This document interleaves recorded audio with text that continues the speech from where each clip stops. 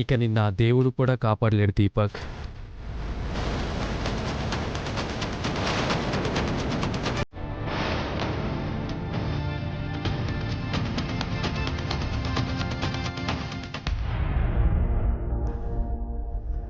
అమ్మాయి గారు, DNA reports మార్చడానికి వచ్చాడంటేనే జీవనే హారతి బిడ్డకి తండ్రి అని రుజువు అయిపోయింది అమ్మాయి గారు.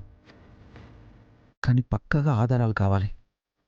రాజు, ముందు మన దగ్గర ఉండే రిపోర్ట్స్ మార్చుదాం, లేదంటే దీపక్ బలైపోతాడు. పదండి అమ్మాయి గారు.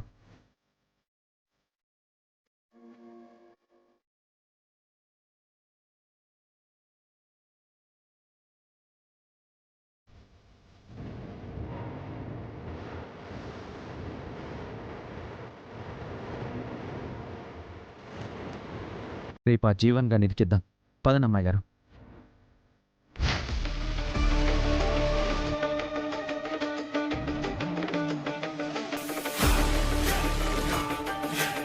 చూడు హారతి, ఎక్కడ పొరపాటు జరిగిందో తెలియదు, కానీ నువ్వు అడిగినట్టు డిఎన్ఏ టెస్ట్ చేయించాను. ఇందులో ఉన్న రిపోర్ట్స్ ప్రకారం దీపక్కి ఏ సంబంధం లేదని ప్రూవ్ అయింది.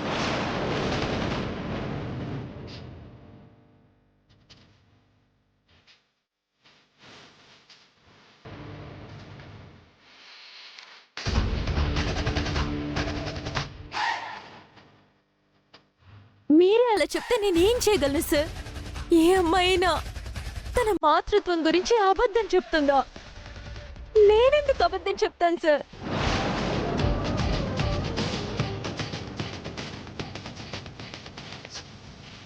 డిఎన్ఏ రిపోర్ట్స్ కూడా అబద్ధం చెప్పావు కదా హారతి. మందరం, డిఎన్ఏ రిపోర్ట్స్ అయినా అటు ఇటు కావచ్చు, కానీ సాటి ఆడదానిగా నువ్వు చెప్పు మందరం. ఏ అమ్మాయి అయినా తన బిడ్డకి తండ్రి ఎవరు అని అడిగితే అబద్ధం చెప్తుందా?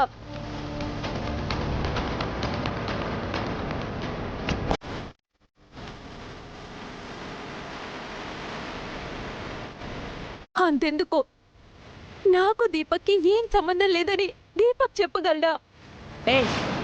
ఎందుకు మావాడి మీద పడేడుస్తున్నావు? పెళ్లి కాకుండానే తల్లయిందానివి. అక్కడే నీ క్యారెక్టర్ ఏంటో అర్థమవుతోంది. అత్తయ్య, నా క్యారెక్టర్ గురించి మాట్లాడడం కాదు, మీ కొడుకు క్యారెక్టర్ కూడా ఏం గొప్పదేం కాదు.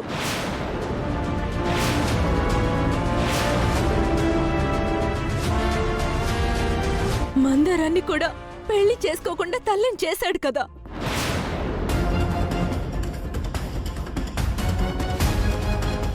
అలానే నా విషయంలో కూడా చేసుండొచ్చు కదా.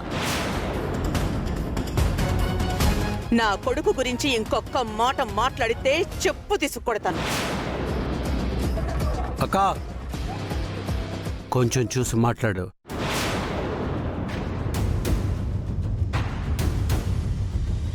చూడు హారతి, డిఎన్ఏ రిపోర్ట్స్ని బట్టి చూస్తే దీపక్ది తప్పులేదని తేలింది. అది కాదు సార్, ఆ డిఎన్ఏ రిపోర్ట్స్ మారి ఉండొచ్చు కదా.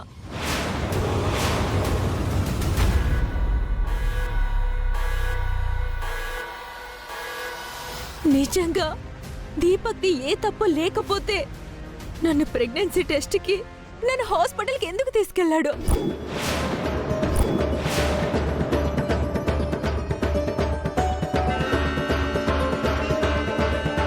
నేను ప్రెగ్నెంట్ అని తెలిసినా ఎలక్షన్స్ అయిపోయాక పెళ్లి చేసుకుంటానని ఎలా చెప్పాడు?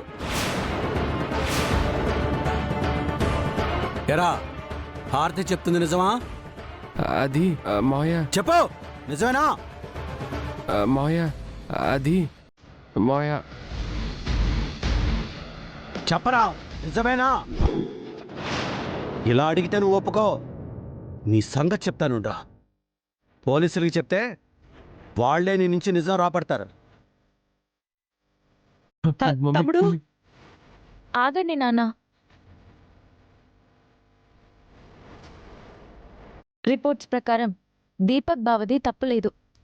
హారతి మాటల ప్రకారం దీపక్ బావదే తప్పు. ఈ రెండిటి కోణంలో కాకుండా వేరే కోణంలో ఆలోచిస్తే ఈ సమస్యకి పరిష్కారం దొరకచ్చేమో నాన్న. వేరే కోణం ఏంటమ్మా? హారతి మన ఇంటికి న్యాయం కోసం వచ్చిన మొదటి రోజు నుండి జరిగిన సంఘటనలను బట్టి చూస్తుంటే మాకు వేరే అనుమానం ఉంది పెద్దయ్య.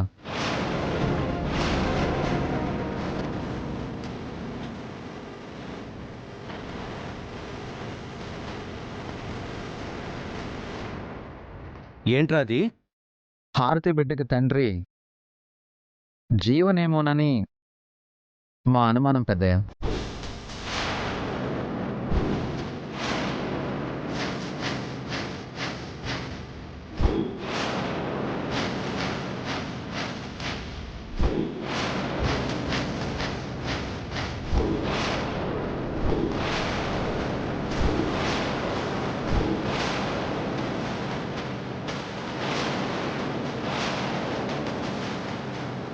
ఏం మాట్లాడుతున్నావు రాజు? నీకేమైనా మతిపోయిందా? న్యాయం కోసం ఇంటి గడప తొక్కినందుకు భలే బుద్ధి చెప్తున్నారు. నాకు వేరే వాడితో అక్రమ సంబంధం అంటగడుతున్నారు. న్యాయం చేయలేకపోతే చెయ్యలేమని చెప్పండి, అంతేగాని ఇలా నా మీద లేనిపోని అబండాలు మోపకండి.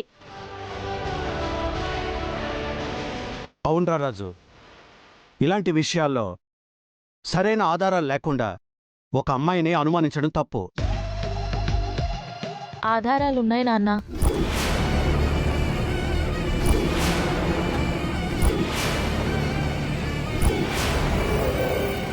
వీళ్ళ దగ్గర ఏం ఆధారాలున్నాయి? ఎక్కడ దొరకకుండా జాగ్రత్త పడ్డాను కదా. కొంప తీసి హారతి ఏమైనా ఆధారాలు బయటపడేలా చేసిందా?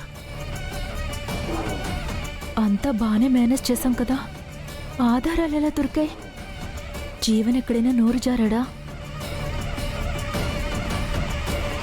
ఏంటి ఆధారాలు? హారతి మీ దగ్గరికి న్యాయం కోసం వచ్చి బయటికి వెళ్ళాక దీపక్ తప్పు చేసుంటే దీపక్ వెళ్ళి హారతి కాళ్ళ మీద పడి అడుక్కోవాలి.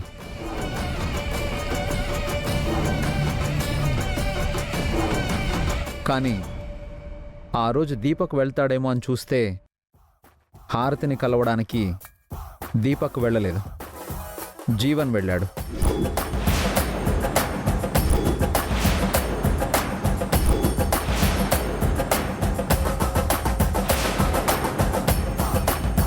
వెళ్ళడమే కాకుండా తన మెళ్ళలో ఉన్న విలువైన బంగారపు గొలుసును తీసి హారతి బిడ్డ మెళ్ళలో వేశాడు.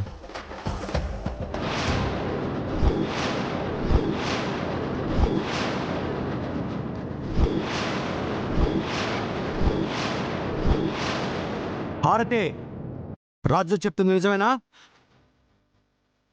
వేశాను మామయ్య. హారతికి మనింటి నుండి అన్యాయం జరిగింది. ఈ విషయం బయటికి తెలిస్తే మీ పరువు పోతుందని ఎవరికీ చెప్పకుండా ఉండడానికే నా మెడలో ఉన్న బంగారు గొలుసు తీసి ఆ బాబు మెడలో వేశాను.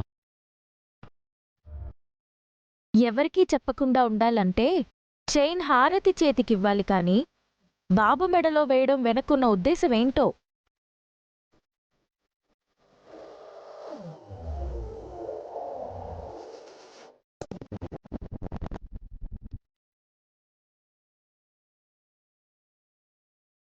హారతి చేతికిస్తే తనని తక్కువ చేసిన వాళ్ళమవుతామని బాబు మెడలో వేశాను.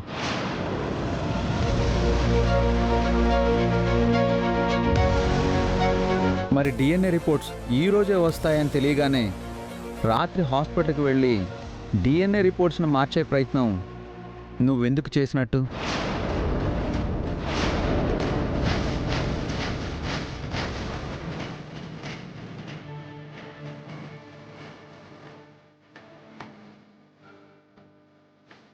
నేను హాస్పిటల్కి వెళ్ళిన విషయం వీడికి ఎలా తెలిసింది? నైట్ నేను వెళ్ళడం చూసుంటాడా? ఫాలో అయింటారా? హాస్పిటల్కి వెళ్ళాడా? మమ్మీ, వీడు మనం పక్కనే ఉంటూ మనకే గోతులు తీస్తున్నాడా మమ్మీ? నాకు అది అర్థం కావట్లేదు దీపక్. జీవన్, నువ్వు హాస్పిటల్కి వెళ్ళావా లేదా? వెళ్ళాను మామయ్య. కానీ నేను వెళ్ళింది డిఎన్ఏ రిపోర్ట్స్ మార్చడానికి కాదు. రిపోర్ట్స్ ఏ టైంకి వస్తాయో కనుక్కుందామని వెళ్ళాను. కానీ డాక్టర్ గారు లేకపోవడంతో మళ్ళీ తిరిగి వచ్చేశాను. నాన్నా, రిపోర్ట్స్ ఈరోజు వస్తాయని తెలిసాక కూడా ఎప్పుడొస్తాయో తెలుసుకోవడం ఎందుకు నాన్నా?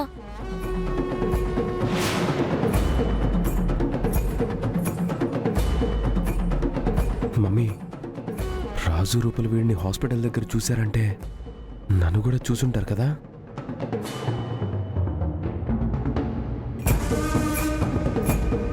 అయినా దీపక్కి సంబంధించిన రిపోర్ట్స్ ఎప్పుడొస్తాయనేది నీకెందుకో. మర్యాదగా ఇద్దరు నిజం చెప్పండి. హారతి, ఇప్పటికైనా మించిపోయింది లేదు. పెద్దయ్య గారి ముందు నిజం ఒప్పుకో. ఖచ్చితంగా పెద్దయ్య గారు నీకు న్యాయం చేస్తారు. అయ్యో మందారం, నేను నిజమే చెప్తున్నాను. నా బిడ్డకి తండ్రి దీపక్కే. నాకు నీ బిడ్డకి ఎలాంటి సంబంధం లేదు. పెద్దయ్య, మీరేమీ అనుకోకపోతే ఈ జీవన్ డిఎన్ఏ బాబు డిఎన్ఏతో మ్యాచ్ అవుతుందో లేదో టెస్ట్ చేయించండి పెద్దయ్య.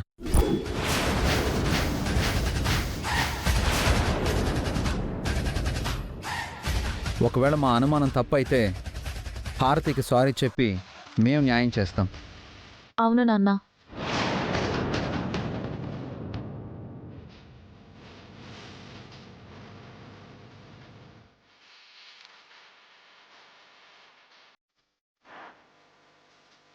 డాక్టర్ గారు, J1 శాంపిల్స్ని కలెక్ట్ చేసుకొని వెళ్ళండి. అలాగే సార్.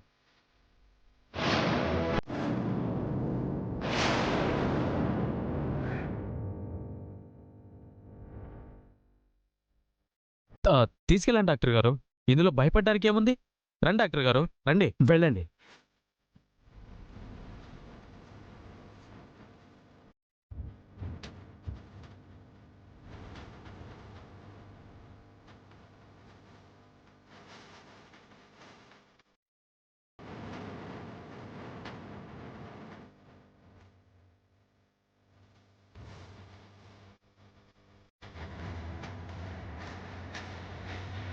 సార్, శాంపుల్స్ తీసుకున్నాం సార్. ఓకే డాక్టర్, రిపోర్ట్స్ రావడానికి ఎంత టైం పడుతుంది? 4-5 రోజుల్లో వస్తాయి సార్. 4-5 రోజులు కాదు డాక్టర్, వెంటనే వచ్చేలా చూడండి. సరే సార్. భారతి, రిపోర్ట్స్ వచ్చాక మాట్లాడదాం. అలాగే సార్.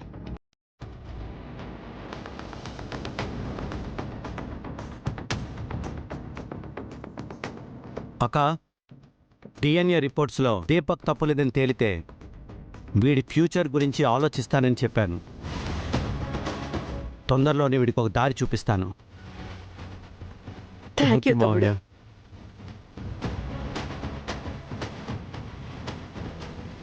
ఇంకొకసారి హాస్పిటల్ అది ఇది అని పిచ్చి పనులు మాత్రం చేయకండి.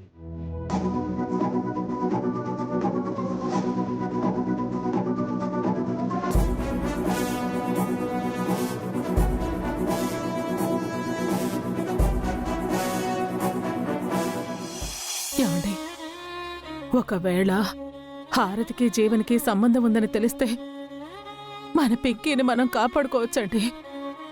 ఎలా కాపాడుకుంటాం సుమా? పింకీ మెడలో వాడు కట్టిన తాళుంది కదా.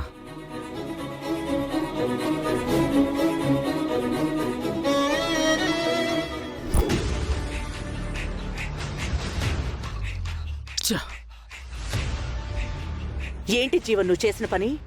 మా పక్కనే ఉంటూ మమ్మల్ని ఎరికించాలని చూస్తావా? మేము మీకెంత సాయం చేసామో మర్చిపోయావా? మీరు కూడా ఏంటి విజయాంబిక గారు, ఇదంతా మీ వల్లే జరిగింది. మీరు నన్ను సాయం అడగడం వల్లే నేను హాస్పిటల్కి వెళ్ళాను. డిఎన్ఏ రిపోర్ట్స్ మార్చడానికి ట్రై చేశాను, అడ్డంగా బుక్ అయిపోయాను. మరి అడిగినప్పుడు రియాక్ట్ అవ్వకుండా తర్వాత ఎందుకు వెళ్ళినట్టు? మీరు అడిగిన తర్వాత ఆలోచించాను. నా కోసం ఎన్నో చేశారు, మీకోసం ఈ మాత్రం చేయకపోతే ఎలా అనుకున్నాను. ఏదో ఒకటి చేసి నిన్ను బయటపడేయాలనుకున్నాను. మీరు కూడా నన్ను అనుమానిస్తే నేనేం చేయలేను. రిపోర్ట్స్ వస్తాయి కదా, అప్పుడు తెలుస్తుంది ఏది నిజమో. అమ్మా, ఈ జీవన్ మాటలు నమ్మచ్చా? వీడి మాటలు వింటుంటే నమ్మాలనిపిస్తుంది దీపక్. సర్లే, పద.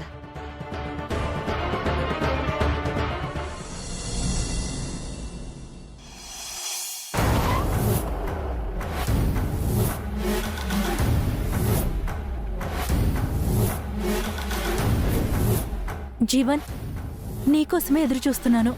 అయినా ఇలా అయిందేంటి? నైటే డిఎన్ఏ రిపోర్ట్స్ మార్చానని చెప్పావు కదా.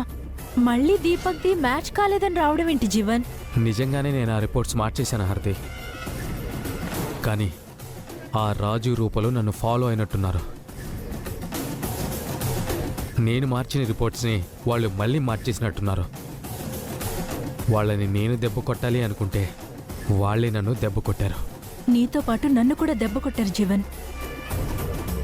అన్యాయంగా నా మీద అనుమానం క్రియేట్ చేశారు.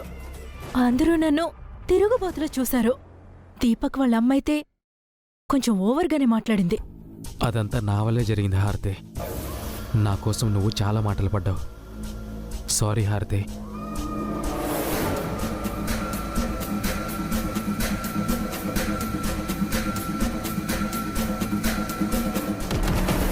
కానీ వాళ్ళు మళ్ళీ డిఎన్ఏ రిపోర్ట్స్ అని మెలుక పెట్టారు. ఇప్పుడు నీ డిఎన్ఏ టెస్ట్లో పాజిటివ్ అని వస్తే మొదటికే మోసం వస్తుంది జీవన్.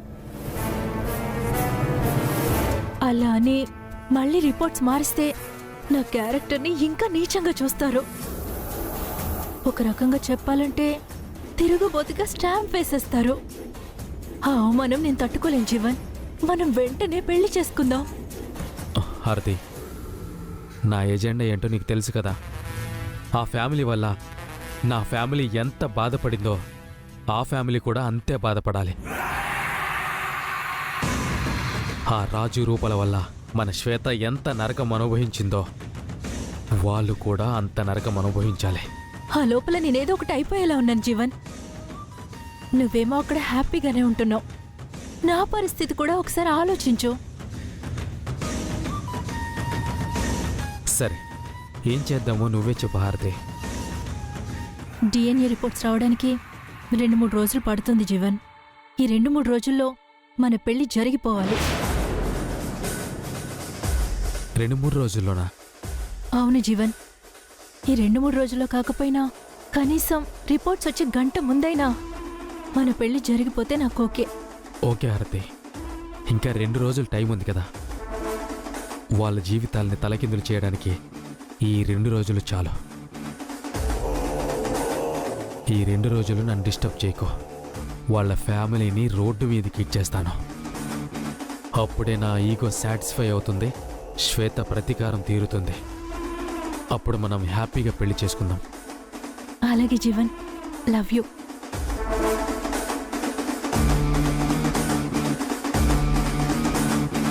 ఒకవేళ ఈ 2 రోజుల్లో నేను వాళ్ళనేం చెయ్యలేకపోతే నేను నీ మెడలో తాళి కట్టలేను హారతి. అందుకే డాక్టర్ని నోట్ల కట్టలతో కొట్టి నోరు మోయిస్తా, డిఎన్ఏ రిపోర్ట్స్ మార్చేస్తా. ఆ తర్వాత ఏం జరగాలో అది జరుగుతుంది. ముందు అర్జెంటుగా డాక్టర్ దగ్గరికి వెళ్ళాలి. సరే హారతి, నేను బయలుదేరతాను. Miss you Jeevan.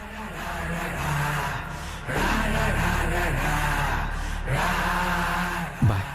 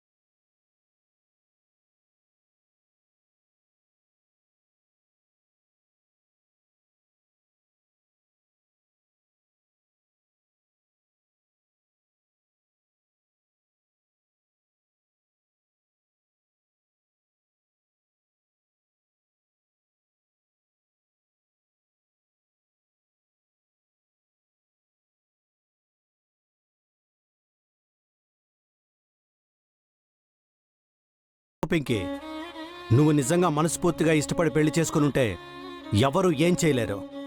జీవన్ని మార్చుకోవడానికి ప్రయత్నిస్తావు. లేదా నీకు జీవన్కి మధ్య ఏం జరిగిందో చెప్పు. విషయం తెలిస్తే గాని మేము ఏ నిర్ణయం తీసుకోవడానికి వీల్లేదు. చెప్పు పింకీ.